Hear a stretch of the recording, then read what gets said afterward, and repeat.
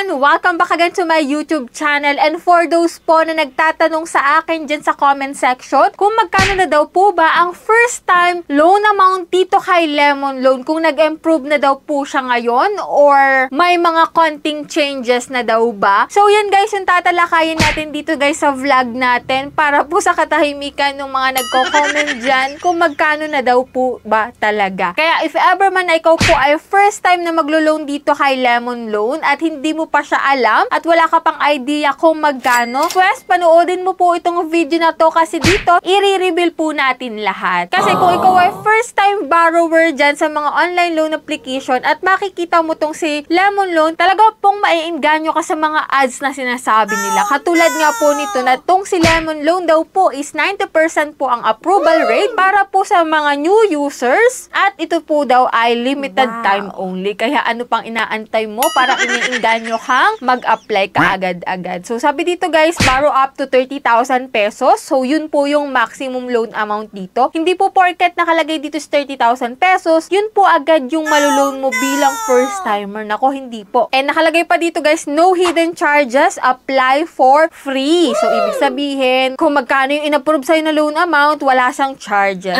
Tignan natin guys ha.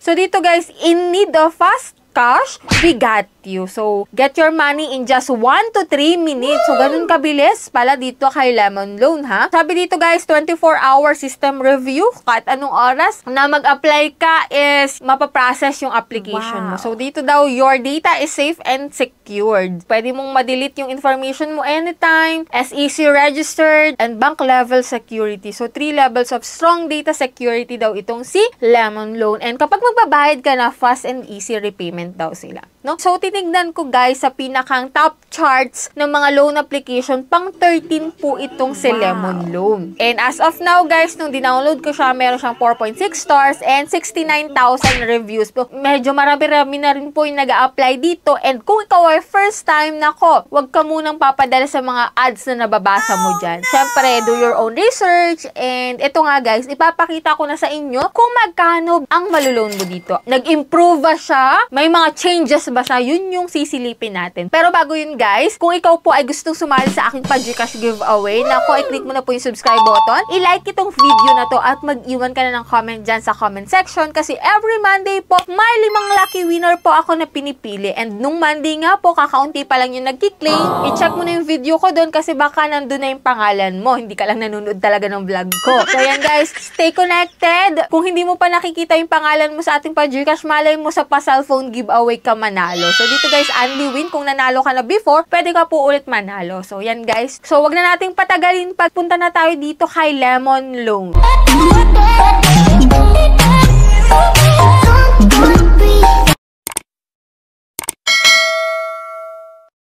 So, disclaimer no, hindi po tayo agent ito si Lemon Loan. Hindi po porket i-vinlog natin siya ngayon is nire-recommend ko na kayong umutang dito. So, dito guys, for awareness lamang po ito para malaman mo kung magkano yung pwedeng ipautang nila sa'yo. And at least, after mong mapanood tong video na to, mapapag-isipan mo kung go ka pa rin or hindi. After ko ipakita sa'yo yung loan details ko, no? And sa loan details po na ma-approve sa akin, depende pa rin yun guys. Kasi minsan mas mataas pa doon yung pwedeng ma-approve sa inyo or mas mababa. Hindi po pare-pareho minsan. So, dito guys, si Lemon Loan po is available sa Google Play Store. And may mga nauna na po ako dyang video about dito kay Lemon Loan. So, hindi ko na siya iisa-isahin kung papaano ang process ng pag-utang dito. So, syempre guys, kapag wala ka pang account, maglalagin ka using your active mobile number. And dito nga guys, no, may mga permission muna sila ditong i-allow mo para makapag-proceed ka, no? So, dito guys, pwede mo siyang ma-receive sa GCash, Coins, Paymaya, ShopeePay, and GrabPay. Pwede din sa bank or sa mga remittance store like Holier and RD Poncha. Pwede yun guys, no? Pero mas malaki lang yung charges compare sa e-wallet or bank. So dito guys, hindi mo naman kailangan ng maraming contact number. Kailangan mo lang po ng 3.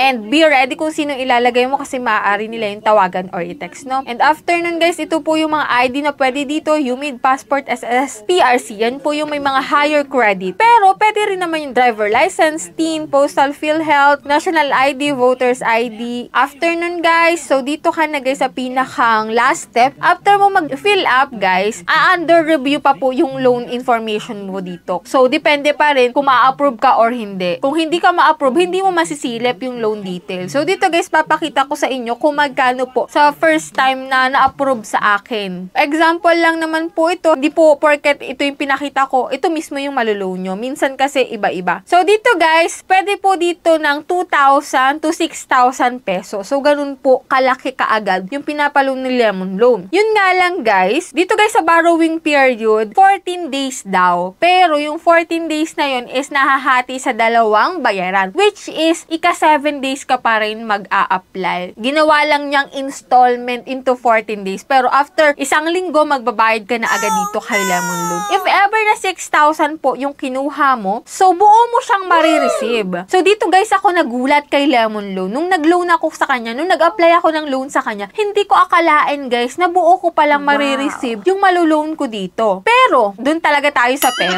Pero kahit buo mong marireceive yung maluloan mo dito, bugbog naman po tayo sa interest expense or yung interest na ipinapatong. Kahit 6,000 po yun, ang total repayment mo po is 8,094 pesos. Nasa 2,100 pesos po yung idinagdag within 14 days. So, dito guys, meron pong repayment plan sila, which is, yun nga, no, yung 14 days na hati sa dalawa, which is, after a week, babayaran mo na ng kalahati, which is 4,047 pesos. And sa next 7 days, babayaran mo ulit siya ng 4,047 pesos. So, yun guys, kapag naman 2,000 yung kinuha mo dito kay Lemon Loan, buo mong marireceive yung 2,000 ha. Pero, may interest po siya na 700 pesos. So, ang total repayment po is 2,698 pesos na mahahati iyon sa dalawang linggo. So, dito guys, kay Lemon Loan, okay siya kasi buo mo marireceive yung pera. Yun nga lang guys, pag-isipan yung mabuti bago nyo i-click yung submit application kasi yung interest expense or yung interest na idanadagdag dito sa total repayment mo is medyo malaki. Kahit pa sabihin natin siya na 14 days,